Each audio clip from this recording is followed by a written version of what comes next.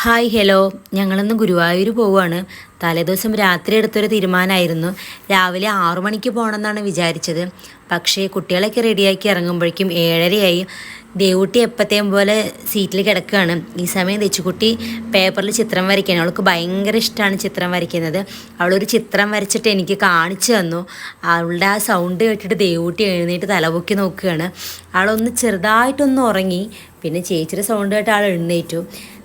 ഞങ്ങൾ രാവിലെ കുട്ടികൾക്ക് 2 പേർക്കും കഴിക്കാൻ കൊടുത്തിട്ടാണ് ഇറങ്ങിയത്.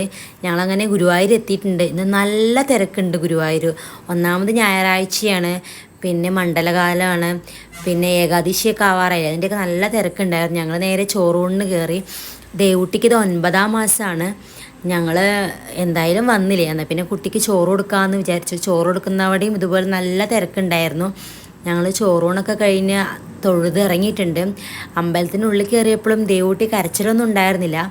ആളെയും കൊണ്ട് ഇതുവരെ ഒരു ശല്യം ഉണ്ടായിട്ടില്ല. ആളെ മിണ്ടാതിരുന്നിട്ടുണ്ടായിരുന്നു. പിന്നെ ഇവിടെ പാട്ട് കച്ചേരിയൊക്കെ ഉണ്ടായിരുന്നു. ഞങ്ങളത് കുറച്ച് നേരം കേട്ടിരുന്നു. ഇത് കേൾക്കാനും ഒരുപാട് ആളുകളോട് വന്നിട്ടുണ്ട്. പിന്നെ ഇന്നിപ്പോൾ കാളിദാസൻ്റെ കല്യാണമായിരുന്നല്ലോ. ഞങ്ങളത് അവിടെ എത്തിയിട്ടാണ് അറിഞ്ഞത്. അറിഞ്ഞെങ്കിൽ കുറച്ച് നേരത്തെ വരായിരുന്നു ഏട്ടാ എന്ന് ഞാൻ പറഞ്ഞിട്ടുണ്ടായിരുന്നു. അങ്ങനെ ഞങ്ങൾ അതൊക്കെ കഴിഞ്ഞ് ഫുഡ് കഴിക്കാൻ വേണ്ടി പോവുകയാണ്.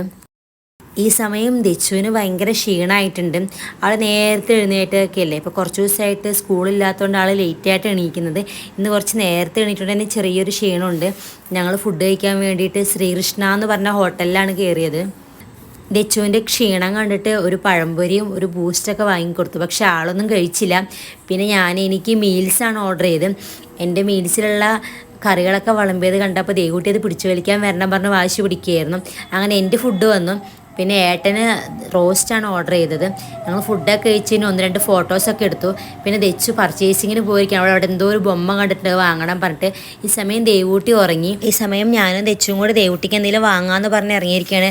അങ്ങനെ പർച്ചേസിങ് ഒക്കെ കഴിഞ്ഞ് വരുന്ന വഴിക്ക് ദച്ചുവിന് ഈ ആനൻ്റെ അടുത്ത് നിന്ന് ഫോട്ടോ എടുക്കണം പറഞ്ഞു. അങ്ങനെ ഒരു ഫോട്ടോ ഒക്കെ എടുത്തു. പിന്നെ കാറിൽ കയറിയപ്പോൾ അവരവരുടെ കളിസാധനങ്ങൾ കൊണ്ട് കളിക്കുകയാണ്. ദച്ചുവിന് പൊതുവേ കളിസാധനങ്ങൾ കിട്ടി അപ്പം തന്നെ തുറന്ന് കളിക്കണം.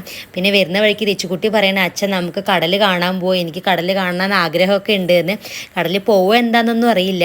അപ്പോൾ ഇത്രയേ ഉള്ളൂ ഇന്നത്തെ വീഡിയോ.